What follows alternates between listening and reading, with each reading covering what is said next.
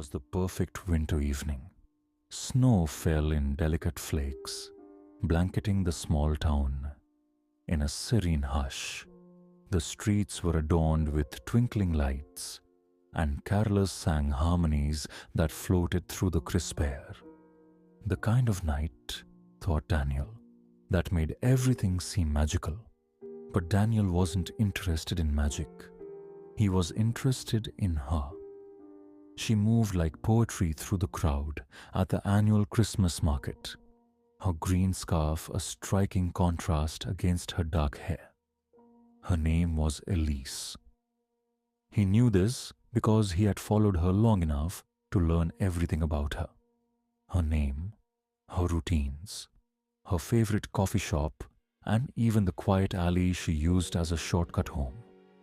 She wasn't like the others, always rushing, glued to their phones, oblivious to the world around them. No, Elise was different. She radiated mystery, and Daniel found that intoxicating.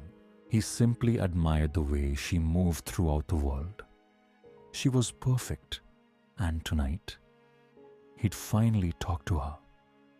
He trailed behind her through the festive chaos, weaving between laughing couples and families. Elise stopped briefly at a vendor's stall, admiring a glass snowflake ornament. Her gloved fingers brushed against it delicately, and Daniel imagined how soft her touch might feel against his face. His pulse quickened as he rehearsed his opening line in his head. But before he could approach, she'd moved on, disappearing into the labyrinth of twinkling stalls and cheerful crowds. Cursing under his breath, he hurried after her. The market faded behind them as she made her way toward the quieter streets on the edge of town. The snow muffled his footsteps, and Daniel felt a thrill at finally gaining the chance to speak to her. This was his favorite part, the chase, the intimacy of being so close yet unseen. She turned down the alley, just as he knew she would. "Elise," he called softly, stepping into the narrow passage. She froze, the green scarf catching the light from a flickering street lamp. Slowly, she turned to face him, brown eyes landing on him, her features shadowed. "I didn't mean to startle you," Daniel said, his voice soothing. "I just wanted to say hi. I've seen you around and instead of approaching me in an environment where I would feel safe, you choose to wait until I'm in an empty alley." Elise interrupted, her voice calm, almost amused. Daniel hesitated. This wasn't the reaction he'd expected. She wasn't nervous or flattered. Instead, she smiled, a slow smile that sent a shiver through him. "I'm sorry if I made you uncomfortable," he began, but Elise cut him off with a laugh. It wasn't the kind of laugh he'd heard in his fantasies about her. This one was sharp, predatory. "Oh, you're not sorry, and you didn't make me uncomfortable," she said, stepping closer. Her voice was low, almost a purr. "You're exactly where I want you, Daniel." Daniel's throat tightened. The alley felt darker, the air colder. He took a step back, but before he could move further, a shadow loomed behind him. A black bear with broad shoulders and a cruel smile emerged from the darkness. Daniel's instincts screamed at him to run, but before he could react, the bear grabbed him, squeezing his neck with its claws. "Don't move," it growled, its voice deep and gravelly. Daniel's heart raced. He tried to struggle, but the bear's grip was iron.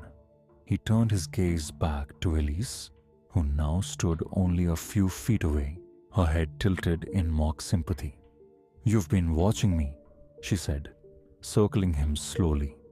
"Following me home, standing in the shadows. You thought you were in control." How do you know my name?" Daniel stammered, his voice cracking. Elise's smile widened.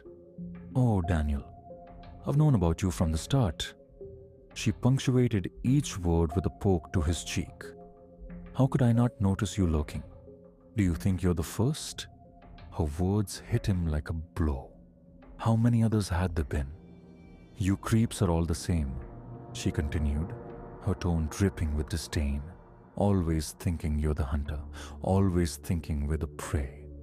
Elise leaned in close, her breath warm against his ear. But as the hunted, we learn how to set traps. The bear tightened his grip, its claws pressing deeper, drawing blood. Daniel's mind raced, searching for a way out, but there was none. Elise stepped back, her gaze cold and calculating. You like stalking women, she said, her voice sweet and mocking. I like trapping men. It's a win-win, wouldn't you say? Before Daniel could respond, the bear yanked him backward and everything went black. When Daniel awoke, the world was upside down. He dangled from thick branch in the middle of the woods, his ankles bound tightly with rope. The cold air stung his face, and his head throbbed from the blood rushing downward. The sickly sweet smell of something sticky clung to his clothes. A syrupy concoction that made him gag. Through the haze of his panic, he heard footsteps crunching in the snow. Elise appeared, with the bear beside her, holding a lantern that cast eerie shadows across the trees.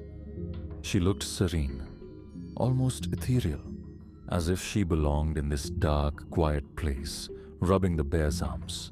I told you, she said, her voice light and conversational. You're not the first, and you won't be the last. Please, Daniel begged, his voice hoarse. Let me go. I'm sorry.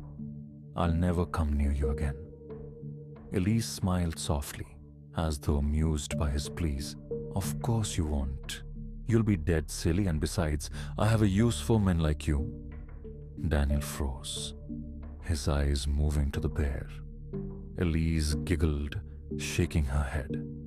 Not Smoky. She kissed the bear atop his head. He likes his meat less stringy. Daniel tensed as he heard a shifting from somewhere deep in the woods.